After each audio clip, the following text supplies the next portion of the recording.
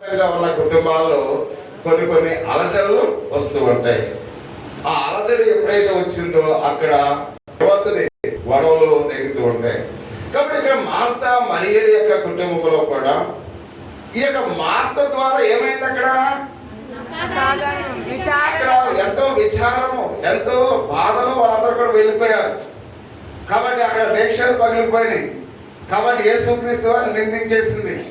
అసలు నీకు మామూలుగా చింత లేదా, నీకు బాధ లేదా అని చెప్పేసింది. అంటే అప్పుడు వరకు మంచిగా ఉన్న ఆ స్థలాన్ని గొడవల స్థలముగా మార్చేసింది. ఎవరు? మార్తమ్మ గారు. అంటే ఆ మార్తమ్మ గారు కాదు, అమ్మని వెనక తిరిగి ఈ మార్తమ్మ గారు అనుకుంటుంది, బైబుల్లో ఉన్న మార్తమ్మ గారు.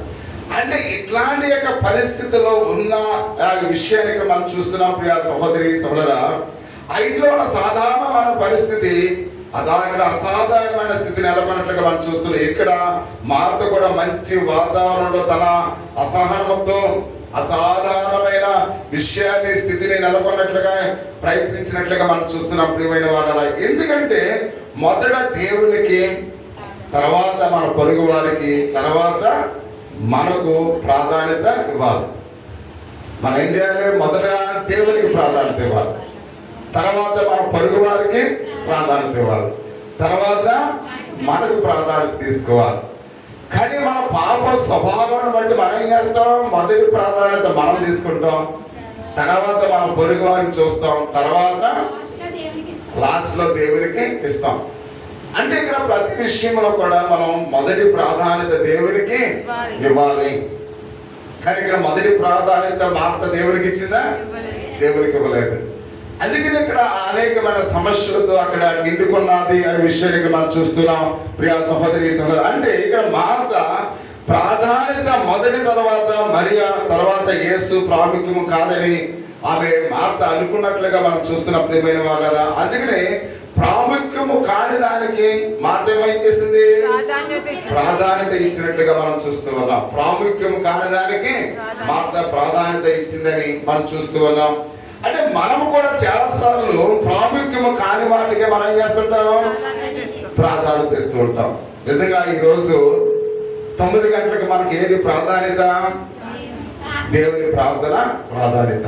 కానీ 9 గంటలకు మనం దేవునికి ప్రాధాన్యత ఇచ్చామా? కొంతమంది ఇచ్చారు దేవునికి వందనాలు, కొంతమంది మాత్రం దేవునికి ప్రాధాన్యత ఇచ్చారు. కానీ కొంతమంది ఇంకా ఇంటికే ప్రాధాన్యత ఇచ్చారు. ఎందుకంటే ఒకవేళ ఇల్లు ఎవరన్నా మన లేకపోతే ఏదైనా అయిపోతే అనుకుని ఆ ఇల్లుని విడిచిపెట్టి రావట్లేదు, ఆ కోరడేశాన్ని విడిచిపెట్టి రావట్లేదు, కాబట్టి ఆ స్నేహితులను విడిచిపెట్టి రావట్లేదు, ఆ టీవీని విడిచిపెట్టి రావట్లేదు, ఆ రోడ్డు దాటి రావట్లేదు. అంటే మనం ప్రాధాన్యత మన గృహానికి ఇస్తూ ఉన్నాం, ఆ అన్నోన్ దేశాలకు ఇస్తూ ఉన్నాం, లేకపోతే మన స్నేహితులకు ఇస్తూ ఉన్నాం, లేకపోతే టీవీకి ఇస్తూ ఉన్నాం. కాబట్టి చివరిలో ఇంకా ప్రార్థన అయిపోతుంది, సగం అయిపోయింది, పాటలు అయిపోయినాయి, అప్పుడు సర్లే ఈ ప్రాధాన్యత ఆయన కూడా ఇచ్చేద్దామని ఏం చేస్తున్నాం? ఆశ్రయిస్తున్నాం. అంటే ఆ కూరలో కరివేపాకు ఎంతో విలువైనది. కరివేపాకు మనం ఏం చేస్తాం? కేవలం వాసన కోసమే వాడుకుంటాం, తర్వాత అన్నం తినేటప్పుడు దాన్ని ఏం చేస్తాం? వాడేస్తాం. అంటే యేసుక్రీస్తు వారిని కూడా మనం ఎలా వాడుకుంటాం అంటే మన జీవితాల్లో ఆయన ప్రాముఖ్యమైన వాడని మనకు తెలుసు. అయినప్పుడు కూడా మన అవసరం అయిపోయిన తర్వాత ఏదో సామెత ఉంది, దోణి దాటేదాకా దోణి మొలయ, దోణి దాటేసిన తర్వాత కూర బోడు మొలయ అన్నట్టు. అలాగా ప్రభువుని మనం వాడుకుంటున్నాము, కానీ ఆయన ప్రాధాన్యత మనము ఇవ్వలేకపోతున్నాం. కానీ ఇక్కడ అదే విధంగా మార్త కూడా ప్రభువారికి ప్రాధాన్యత ఇవ్వకుండా ఆహారానికి ప్రాధాన్యత ఇచ్చింది.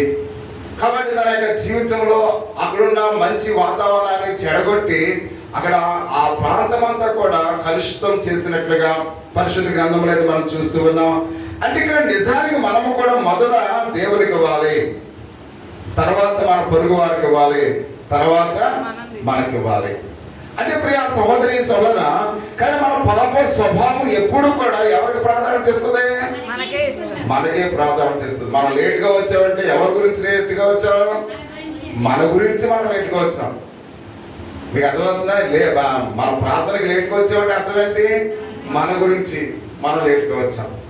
కానీ దేవుని గురించి అయితే దేవునికి ప్రాధాన్యత ఇస్తే, కాబట్టి మనకు ఏమున్నా ఏమి లేకపోయినా టక్ టక్ టక్ టక్ బట్టలు వేసుకుని ఏం చేస్తాం, ప్రార్థనకి వచ్చేస్తాం. ఎప్పుడు దేవునికి ప్రాధాన్యత ఇస్తే. కానీ మనకు ప్రాధాన్యత ఇస్తే మనం వస్తామా? రాము ప్రియమైన వాళ్ళు. కాబట్టి ఇక్కడ మార్త కూడా అలాంటి యొక్క పరిస్థితిని కలిగి ఉన్నట్లుగా మనం చూస్తూ ఉన్నాం. చివరిగా దేవునికి స్థానం ఇచ్చినట్లుగా మనం చూస్తున్నాం. ఎందుకంటే దేవునికి చివరిగా స్థానం అవడం సాధారణం అయిపోయింది ప్రతి ఒక్కరికి కూడా. అది ఎలా అయిపోయిందంట, అలవాటుగా మారిపోయింది. అలవాటు మార్చుకోవాలి. ఎందుకంటే ఒక వారం కాకపోతే ఒక వారమైన అలవాటుని మార్చుకోవాలి. అది కంటిన్యూగా ఉందనుకోండి, అది కూడా మహా భయంకరమైన పాపం ప్రియమైన వాళ్ళ. అది కంటిన్యూషన్లో మనం అలాగనే దాన్ని కొనసాగిస్తున్నాం అనుకోండి, అది కూడా ఏంటి, పాపము. సోమరులు అంటే సోమరులు దేవుని రాజ్యములో ప్రవేశించరు. అంటే సోమరితనాన్ని మనం విడిచిపెట్టాలి. ఒకవేళ సోమరితనంతోనే దేవుని ఆరాధిస్తే పరలోక రాజ్యానికి మనం వెళ్ళము. అందుకనే ప్రతి ఒక్కరు కూడా ఎలర్ట్ గా ఉండాలి. ఎందుకంటే సోమరి ఏది ఆశించిన వాడికి దొరకదంట. సోమరి ఏది ఆశించిన వాడికి దొరకదంట. అందుకనే సోమరితనంతో ఉండకూడదు. ఎందుకంటే ప్రతి నిమిషము ప్రతి సెకండ్ ఎంతో విలువైనవి. చూడండి, నేను పాస్టర్ గారు చనిపోయారు. ఆయన ప్రకాష్ అని ఆయన అంటే పగడాల ఆయన ప్రవీణ్ గారు ఎంత జ్ఞానవంతుడో ఆయనకన్నా గొప్ప జ్ఞానవంతుడు. చాలా చిన్న వయసు కానీ ఎంతో గొప్ప జ్ఞానవంతుడు. ఆయన మామూలుగా కిడ్నీ సమస్యలతో ఆయన చనిపోయాడు. అంటే ఒకసారి ఇంకా మేము పాస్టర్ గారిని ఫోన్ చేసుకుని మళ్ళీ పనికి వాళ్ళందరూ కూడా బ్రతుకుతున్న అలాంటి విలువైన వాళ్ళందరూ కూడా చనిపోతున్నారని మేము ఒకరికొకరు అనుకున్నాం ప్రియమైన వాళ్ళ. ఎందుకంటే కొన్ని లక్షల మందిని ప్రభావితం చేసే జ్ఞానం కలిగిన వారు. కేవలం ఏదో ఇక్కడ మనల్ని మనం మాత్రమే ప్రభావితం చేస్తున్నారు, కానీ వాళ్ళు కొన్ని లక్షల మందిని ప్రభావితం చేసే పాస్టర్లు వాళ్ళు. అటువంటి మహనీయులు చనిపోతూ ఉన్నారు. కానీ ఇక్కడ మనం చూసినట్లయితే వాళ్ళు చనిపోయిన తర్వాత వాళ్ళు ప్రసంగించిన ప్రసంగాలు చూస్తుంటే ఇంత జ్ఞానవంతుడా, ఎంత గొప్పవాడా, ఎందుకు దేవుడు తీసుకున్నాడని ఎంతో బాధపడుతూ ఉన్నాం. అంటే సమయం అయిపోయిన తర్వాత మనకి అది తిరిగి రాదు ప్రియమైన వాళ్ళ. అందుకనే దీపం ఉండగానే ఇల్లు చక్కబెట్టుకోవాలి. అలాగే మనము కూడా ఆ సమయంలో దేవునికి ఇవ్వాల్సిన ప్రాధాన్యత దేవునికి ఇవ్వాల్సిన వారమైనట్లుగా మనం చూస్తూ ఉన్నాం. చివరిగా ఆయన మాట్లాడుతూ ఉన్నాడు, ప్రియా సహోదరి సహోదర. కాబట్టి దేవుని యొక్క విశ్వాసంలో అపవాది మనల్ని ఎలా వేళలా కూడా ప్రాముఖ్యం ఆలోచన ఉంచుతూ ఉంది. సాతాను ఏం చేస్తుంది, ఏం చేస్తామా ఇప్పుడే కాదు మొదలెట్టారు ఆయన 2 గంటల దాకా మొదలరు. అందుకని ఆఖరి ఆయన మాటలు తట్టుకుని వచ్చేసారు అనుకుంటాం. అంటే మిమ్మల్ని సాతాను ఏం చేస్తూ ఉంటది, ప్రభావితం చేస్తుంటది. అది ప్రాముఖ్యమైన కాని విషయాలు చూపిస్తూ ఉంటది. కాబట్టి అందుకనే సాతానికి మనము తలవంచకూడదు, మనం ఏమాత్రం కూడా లొంగిపోకూడదు. ఎందుకంటే సాతాను ఎప్పుడు కూడా దేవునికి దూరంగా ఉండడమే దాని యొక్క ఆశ. ప్రియ సహోదరి సహోదరుడా, కాబట్టి జీవితాల్లో ప్రతి దాన్ని కూడా వాడుకోవడానికి ప్రయత్నం చేస్తూ ఉంటాడు.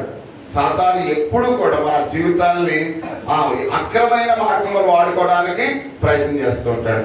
అందుకని మనం ఎప్పుడు కూడా సాతానికి మనం ఏమాత్రం కూడా ప్రాధాన్యత ఇవ్వకూడదు అనే విషయానికి మనం చూస్తూ ఉన్నాం. మనం దారి మలించడానికి అనుకున్న ప్రతిదాన్ని కూడా మార్త వండాలని కొంత ప్రియమైన వాళ్ళు ఏం చేస్తుంది, ప్రభువుని పిలిచాను కాబట్టి ఆయనకి ఇష్టమైనవి అన్ని కూడా వండేయాలి. ఎవరికి ఉందంట, అన్ని కూడా వండేయాలి. అన్ని కూడా ప్రియ సహోదరి అంటే ప్రాముఖ్యము కాని వాటి మీద ఆమె ఎక్కువ మనసు ఉంచినట్లుగా ఎవరు చేశారు, అక్కడ సాతాను వచ్చింది. అందుకనే ప్రియ సహోదరి సోదర, వంటకాలు ఎంతో అందంగా ఉండాలనుకుంది. వంటకాలు ఎలా ఉండాలనుకుంది, ఎంతో అందంగా ఉండాలి, ప్రభువారికి ఎన్నో వంటలు చేయాలి. కానీ ఇక్కడ నువ్వు అనేకమైన వాటి గురించి చింతించుచున్నావని యేసయ్య చెప్తూ ఉన్నాడు. ఏమన్నాడైనా, అమ్మా నువ్వు అనేకమైన వాటి గురించి చింతిస్తూ ఉన్నావు. అది ఇక్కడ ఎక్కువ దాని మీద ప్రాధాన్యత కలిగి ఉన్నట్లుగా మనం చూస్తూ ఉన్నాం. ఈ మాటలు ఆమెను పెడచెవిని పెట్టినట్లుగా మనం చూస్తున్న ప్రియమైన వాళ్ళ. ఆయన పాదాల దగ్గర మరియమ్మ ఆయన మాటలు ఆలకిస్తూ ఏం చేసిందంట, కూర్చుంది. ఎంత గొప్ప విషయం అక్కడ గమనించాలి.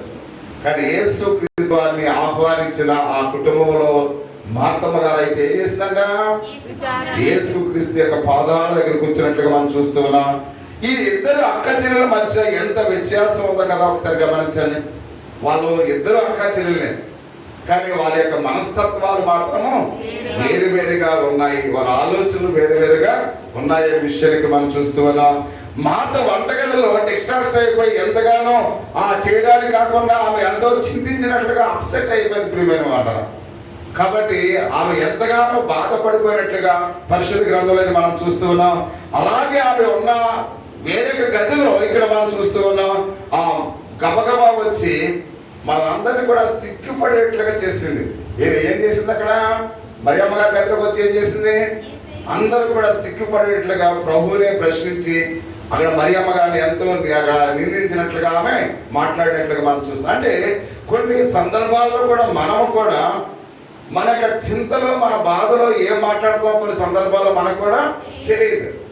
కొన్ని అనవసరమైన మాటలు కూడా మనము మాట్లాడుతూ ఉంటాం.